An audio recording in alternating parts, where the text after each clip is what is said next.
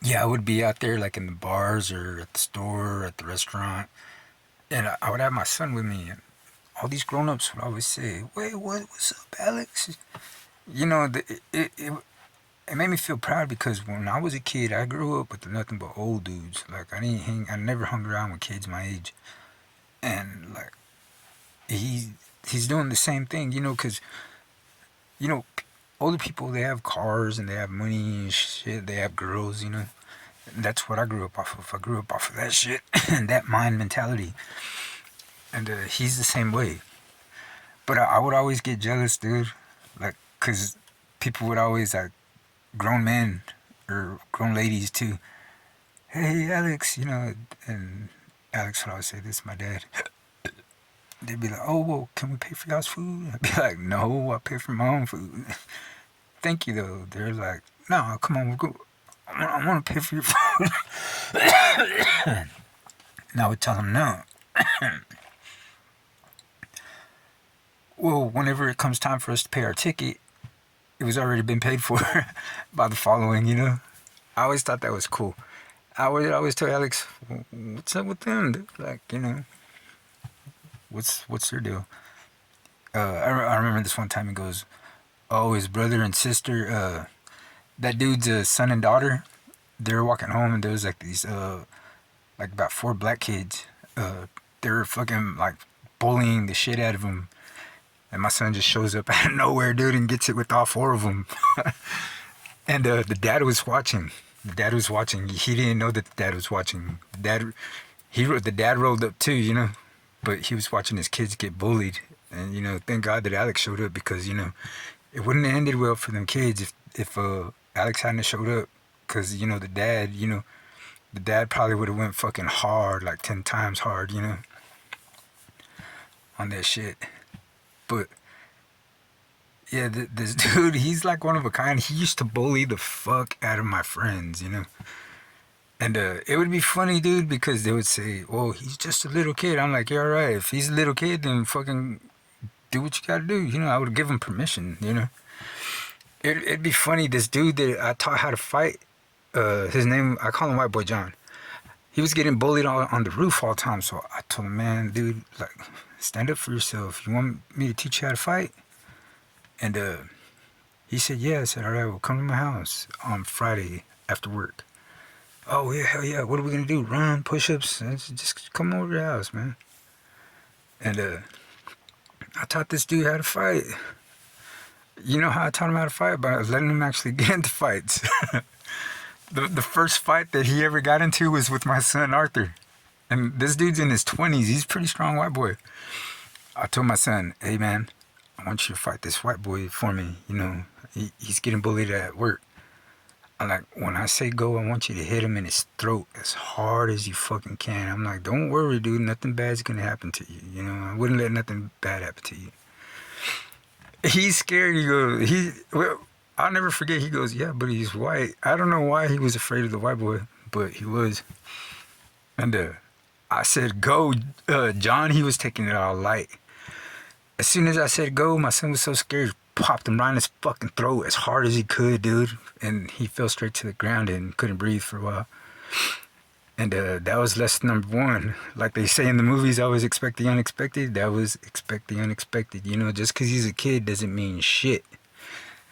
A kid can fuck you up just as much as an adult can. It just depends who they are and, where they're backed up into. But anyways, my son Alex, dude, fucking used to love to punk that dude, John.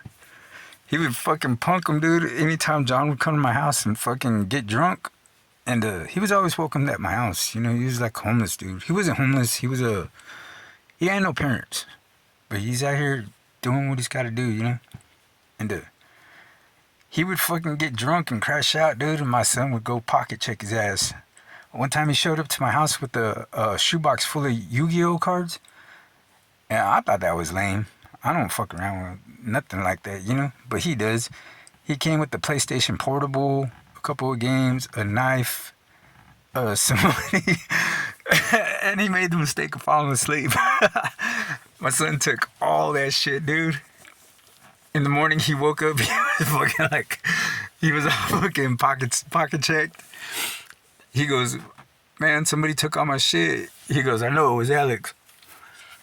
He goes walk into Alex's room. I tell him, dude, if I were you, I wouldn't do that. And he goes and he knocks. He goes, Alex, did you take my shit?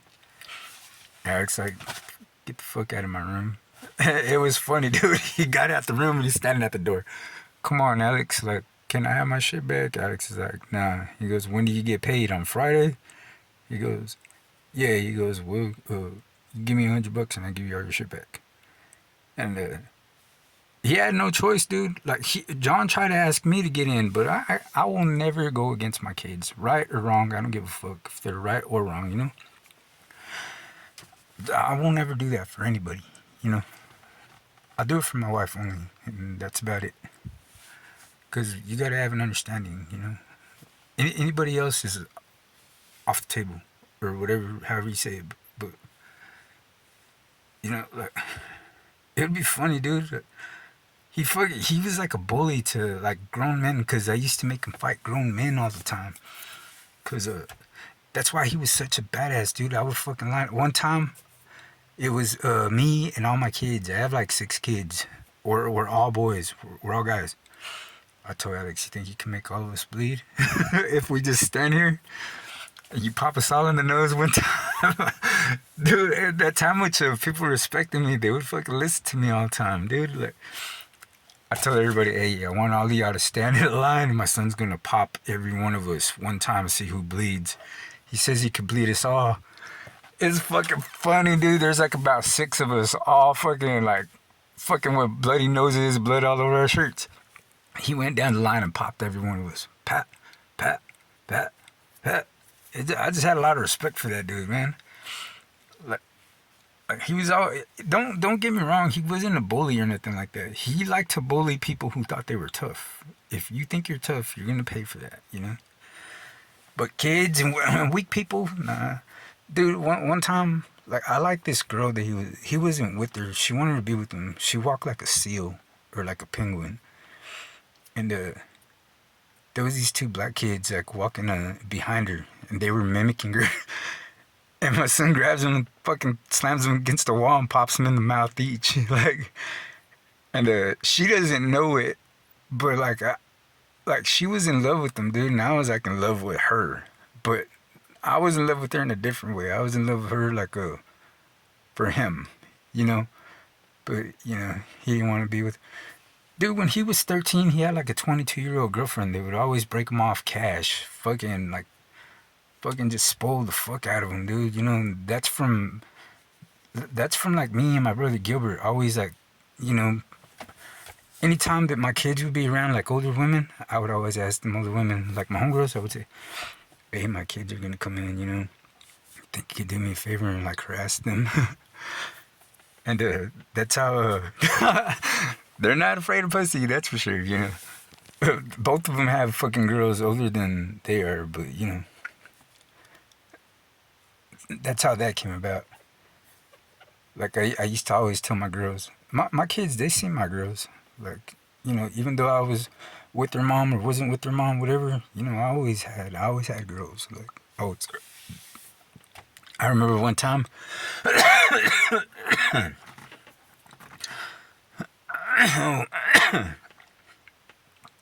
I was fat chasing, you know.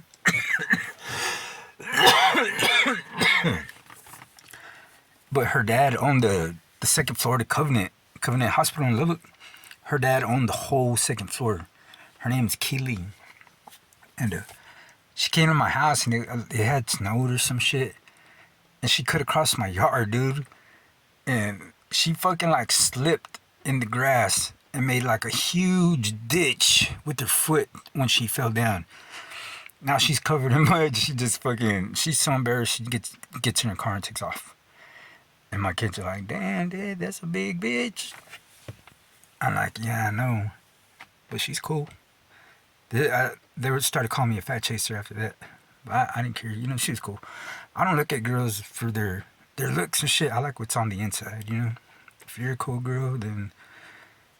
when I was in Kingman, I met this girl named Amanda. And she's a hoe, you know.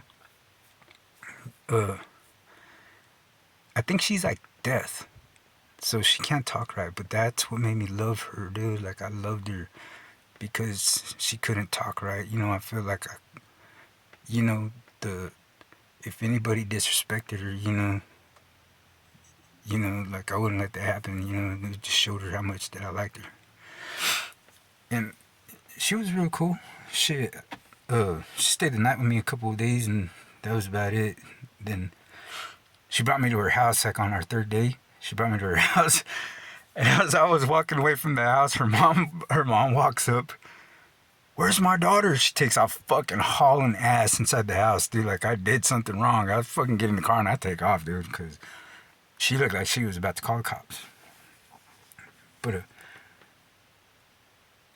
oh, the reason I was saying that is because handicapped girls. You know, a handicapped girl, you just gotta show her that much more love, dude. You know, that much more love, that much more affection, and she doesn't take you for granted. You know, and hopefully you don't take her for granted. But it was back to my son Alex, dude. One time my oldest son Jacob, he was with his best friend. No, well, he wasn't with his best friend. Jacob don't even hang around with dudes. I don't even know who this dude was. But it was funny. They went to the school. That dude went to that school to go pick up his kids, and there was two kids. And they jumped in the back seat of the car, and they started saying, "Duck, duck, duck, duck." And Jacob started laughing. He's like, "What are y'all ducking from?" He goes, "It's Alex." Jacob said that Alex just walked by the car. He said it was the world's most funniest fucking thing ever, dude. Like, to me, it was fucking funny as hell, dude. Uh, my son Alex, dude, he's just like me. You know, he had a girlfriend in every single grade. Like, I had a girlfriend in every grade. Kindergarten, first grade, second grade, third grade, you know. Shit, I was having, like, sex, like, in fourth grade. In fourth, fifth grade, you know. After school, to the closet. Mom and dad's closet, you know. Jumping in through windows. I had a lot of fun, dude. I used to, like, I don't know why I used to do this, but I used to smash my friends' girls all the time, dude. Like, you know, it'd be fucked up because I'd break my homeboys' hearts. But, you know, I wasn't like that, you know. I would have never said nothing if they hadn't said nothing, but they made it, like, a point, I guess. I've always just been a fun ass person, dude. I've never hung around with anybody. People always hang around with me. I've never been in anybody's circle. You could ask anybody. You could ask anybody, hey, has Roddy ever been in anybody's circle? Fuck no, because Roddy is his own circle, you know? I've always been that way, and I'm always going to be that way. That's why I have a lot of trouble making friends, because, you know.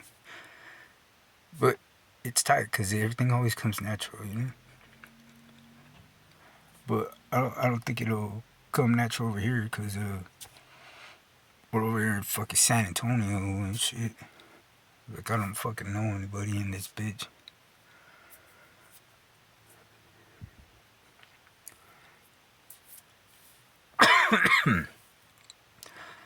Oh, but my son Alex, dude, he's like really one of a kind, dude. You know, I want to write a book about him, you know, because he fucking had so many run-ins, so many this, so many that, you know. Like, he's just a badass dude. Like, I like the way he bullies older people and shit.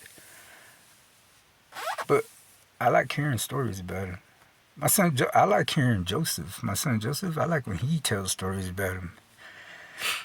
He'll tell you, my son Joseph. He's like, man, Dad, I'm lame. He goes, I'm not lame, but I'm lame. I kick it with the click, like a little 3-man click, 4-man click. He goes, I'm not like Alex. You know, I'm not well known like Alex is. You know, when he was in high school, he felt like he was nobody until Alex showed up. Same in junior high, but I just think it's fucking cool, dude. Like, he's my best student, you know? Nigga always listen to everything that I told him. One time we went to academy, and we went to go buy some boxing gloves, I think. And I had my son, like, there's people there hitting the bags and shit. But they're just making loud slaps. And then my son, both of my sons, they walk up to different bags and they fucking start hitting them bags. Like, I mean, literally, people know they've been in bags already, probably like 5, 6, 7, 8 years, you know. But, but man, them boys are fucking. I remember the first time I slapped my son one time. Uh, I had to go to work, dude, and I prided myself real bad on work. Like I had perfect attendance. I won't be late. He had my keys, listening to the radio, and I don't know where he couldn't find my keys, so I punched him. And when I punched him, I heard a jingle come from my hoodie. My keys were in my hoodie. I kind of broke his heart, you know. I hurt his feelings. I looked at him, dude, and I fucked up big time because I smiled. I smiled at him. Man, my son chopped me like 3 times right in the mouth, dude, as hard as he could. I had my lips all stuck to my teeth. All I did was I hugged him and I said, "Hey, man, I'm sorry, son. You know, like, I'm sorry, but I told you, don't lose my keys." And boy, he wanted to fucking turn me up, dude. You know what I used to have to do when he would get upset with me? I used to have to lay down on top of him until he fucking got tired and fell asleep. Otherwise, uh, he's not gonna stop.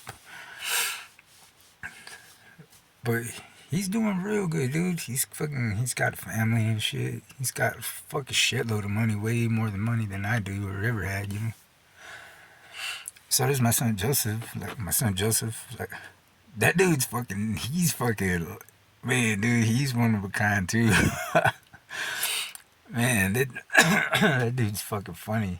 He bought like $1,000 of firecrackers for the neighborhood kids. I thought that was cool. Like he got that off of me, you know.